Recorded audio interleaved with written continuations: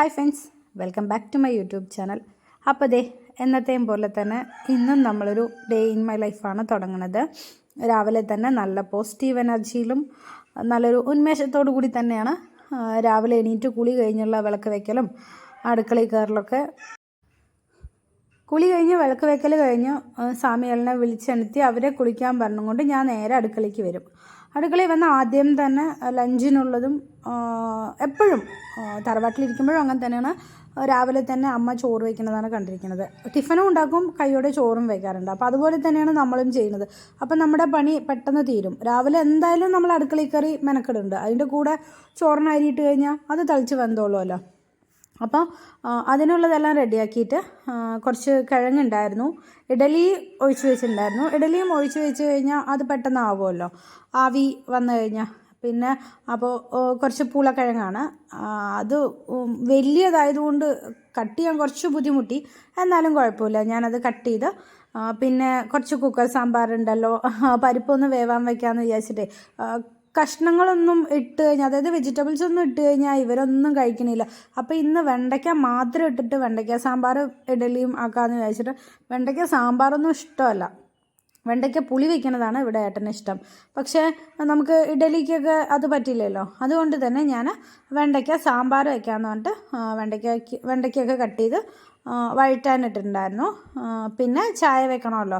ചായ വെച്ചിട്ട് ചായ കുടിക്കുക എന്നുള്ളതൊരു ഞങ്ങൾ എന്നും ഈ പുതിയ വീട് കെട്ടിയ അന്ന് മുതൽ ഞങ്ങൾ സിറ്റ് ഔട്ടിലിരുന്ന് കുറേ സമയം ഇരുന്നിട്ട് തന്നെയാണ് ചായ കുടിക്കാറ്. അപ്പോൾ അത് ഇതുവരെയും തെറ്റിച്ചിട്ടില്ല. എങ്ങനെയും എപ്പോഴും തറവാട്ടിലിരിക്കുമ്പോഴും അങ്ങനെ തന്നെയാണ്. ഏട്ടൻ ചായ കുടിക്കണം, ഒപ്പം തന്നെ ഞാൻ ചായ കുടിക്കുള്ളൂ. ഞങ്ങളങ്ങനെ ഒപ്പം കുറച്ച് നേരം ഇരിക്കാനായിട്ട്.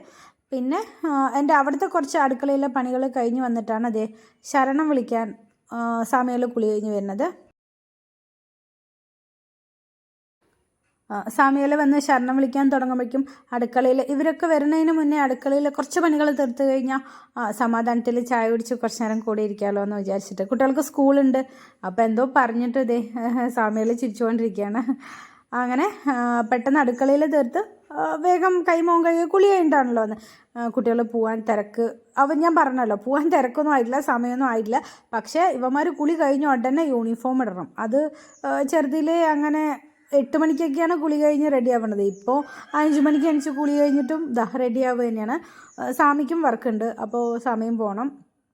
അപ്പോൾ ആ പണികളൊക്കെ അടുക്കളയിലെ ബാക്കിയുള്ളതൊക്കെ അവിടെ പെൻഡിങ് വെച്ചിട്ട് സിറ്റ് ഔട്ടിലിരുന്ന് ചായ കുടിക്കാമെന്ന് വിചാരിച്ച് വരുമ്പോഴേക്കും അമ്മ നമുക്ക് പഴയത്, അതായത് ഇന്നലത്തെ ഒന്നും ഇന്ന് കഴിക്കാൻ പാടില്ല, സാമികൾക്ക് പഴയത് കൊടുക്കാൻ പാടില്ല എന്നൊക്കെ പറയും. അപ്പോൾ ചോട്ടിന് ചോറ് ബാക്കി ഉണ്ടാവുമ്പോൾ ആ ചോറ് അമ്മ എപ്പോഴും ചോട്ടിന് കൊടുക്കാൻ വേണ്ടി കൊണ്ടുവരും. തലേന്നത്തെ ചോറ് ഇല്ലെങ്കിൽ കളയും, ഇല്ലെങ്കിൽ നമ്മൾ തലേന്നത്തെ ചോറ് കേട് വന്നിട്ടില്ലെങ്കിൽ രാവിലെ കഴിക്കും. ഇപ്പോൾ സാമികൾക്ക് കഴിക്കാൻ പറ്റില്ലല്ലോ എന്ന് പറഞ്ഞിട്ട് അമ്മ ആ ചോറും കറിയും കൊണ്ട് ഇങ്ങോട്ട് വരികയാണ്. എപ്പോഴും അതെ കേട്ടോ, അമ്മ എപ്പോഴും ചോട്ടിന് ചോറും കറിയും കൊടുക്കാൻ വേണ്ടി വരും.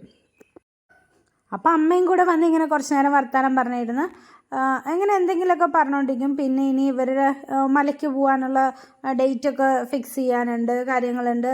പിന്നെ അനിയൻ്റെ മോനെയൊക്കെ മാലയിടാനുണ്ട്, മാല ഇട്ടിട്ടില്ല, അപ്പോൾ എപ്പോഴാണ് എന്താണെന്നൊക്കെ തീരുമാനിക്കണം. അപ്പോൾ അതിൻ്റേതായ ഇങ്ങനെ സംസാരിക്കലും പിന്നെ ഇങ്ങനെ ആരെങ്കിലുമൊക്കെ കുറ്റം പറഞ്ഞുകൊണ്ടിരിക്കണം. അല്ലാതെ പിന്നെ അമ്മായിമ്മയും മരുമകൾക്ക് എന്താ പറയാനുള്ളത്? അങ്ങനെയല്ല, എന്നാലും അമ്മ ഞങ്ങൾക്ക് കിട്ടിയൊരു ഭാഗ്യം തന്നെയാണ്. ഞങ്ങൾ 4 ആൾക്കും കേട്ടോ. അമ്മ ഞങ്ങളെ അങ്ങനെ മറ്റുള്ളവരുടെ മുന്നിൽ വിട്ടുകൊടുക്കുക, മറ്റുള്ളവരുടെ അടുത്ത് ഒരാൾക്കാരെ, നമ്മുടെ പരിസരത്തുള്ള ആൾക്കാർ തന്നെ ആയിരിക്കാം, അതായത് മരുമക്കളെ കുറ്റം പറയുന്നത് അവർക്ക് വലിയ ഇഷ്ടമുള്ളൊരു കാര്യമാണ്. വേറൊരു അവിടെ പോയിട്ട് മരുമക്കൾ അങ്ങനെ ഇങ്ങനെ എന്നൊക്കെ പറഞ്ഞു കൊടുക്കുക. അതായത് ഇവർ തമ്മിലാണെങ്കിലും അങ്ങനെ അങ്ങോട്ടും ഇങ്ങോട്ടും ഒന്നും. പക്ഷെ നമ്മുടെ അമ്മായിയമ്മ എന്നുള്ളത് ഞങ്ങളുടെ സ്വകാര്യ അഹങ്കാരമാണെന്ന് ഞാൻ പറഞ്ഞിട്ടുണ്ടല്ലോ. കാരണം അമ്മ നമ്മുടെ കുറ്റങ്ങളോ കുറവുകളോ വേറൊരാളോട് പറഞ്ഞ് ഒരു ചർച്ചയാക്കി ഇതുവരെ ഇല്ല. അമ്മ അങ്ങനെയാണ്. അതുകൊണ്ട് തന്നെ ഞങ്ങൾക്ക് അങ്ങനെയല്ല, എന്നാലും ഞങ്ങൾക്ക് ഇഷ്ടം തന്നെയാണ്. ഞങ്ങൾ 4 ആളെയും പരസ്പരം അങ്ങോട്ടും ഇങ്ങോട്ടും കുറ്റം പറയുകയോ കുറവുകൾ മറ്റുള്ളവരുടെ അടുത്ത് മരുമക്കളെ കുറ്റം പറഞ്ഞു കൊടുക്കുക അങ്ങനെയൊന്നും അമ്മ ചെയ്യാറില്ല. അപ്പോൾ പിന്നെ തല്ലുവടി ഉണ്ടാവാറുണ്ട്, അത് സ്വാഭാവികമാണല്ലോ, ഏതൊരു വീട്ടിലും തല്ലുവടി ഇല്ലാതിരിക്കില്ല. പക്ഷേ എന്നാലും നമ്മൾ അങ്ങനെ പരസ്പരം അങ്ങോട്ടും ഇങ്ങോട്ടും വിട്ടുകൊടുക്കാറില്ല.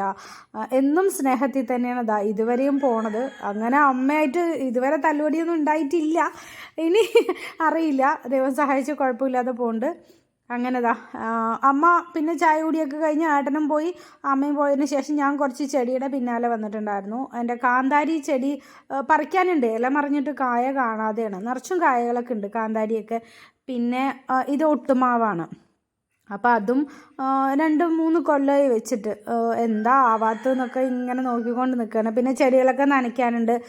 ചെടികൾ നനയ്ക്കാനും കുറച്ചേ ഉള്ളെങ്കിലും നമുക്കതൊരു സന്തോഷം തന്നെയല്ലേ, നമ്മുടെ ചെടിയിൽ നിന്ന് മുളക് അങ്ങനെ പറിക്കുക എന്നൊക്കെ പറഞ്ഞിട്ടുള്ളൊരു സന്തോഷം. അപ്പോൾ ഇന്നത്തെ ഒരു കുഞ്ഞു വീഡിയോ ആണ്. പിന്നെ ഇതും ഒരു മുളക് ചെടി തന്നെയാണ്. പപ്പായ ഇങ്ങനെ കായ ഇടുന്നുണ്ട്, പക്ഷെ അത് കൊഴിഞ്ഞു പോവുക, കാര്യമായിട്ട് അതൊന്നും പിടിക്കണില്ല. പിന്നെ ഞാനിതാ എല്ലാം കുട്ടികൾക്ക് സ്കൂൾ പോയതിന് ശേഷം ഞാൻ കഴിക്കാൻ പോവാണ്. സാമികൾക്കൊക്കെ കുട്ടി സാമികൾക്കൊക്കെ കഴിക്കാൻ കൊടുത്തു. ഇനി ഞാനും ഇഡലിയും സാമ്പാർ തന്നെയാണ് രാവിലത്തെ ബ്രേക്ക്ഫാസ്റ്റ്. വെണ്ടയ്ക്ക സാമ്പാർ എനിക്കങ്ങനെ ഇഷ്ടമൊന്നും ആയില്ല, എന്നാലും കുഴപ്പമില്ല, കഴിക്കണമല്ലോ. അപ്പോൾ ഈ കുഞ്ഞു വീഡിയോ ഇഷ്ടപ്പെടുകയാണെങ്കിൽ ലൈക്ക് ചെയ്ത് സബ്സ്ക്രൈബ് ചെയ്ത് സപ്പോർട്ട് ചെയ്ത് കൂടെ നിൽക്കണേ ഫ്രണ്ട്സ്. അപ്പം ഞാൻ ഇന്നത്തെ ബ്രേക്ക്ഫാസ്റ്റ് ഒന്ന് തീർക്കട്ടെ. ലഞ്ചിനുള്ള ചോറും ഈ സാമ്പാർ തന്നെയാണ്.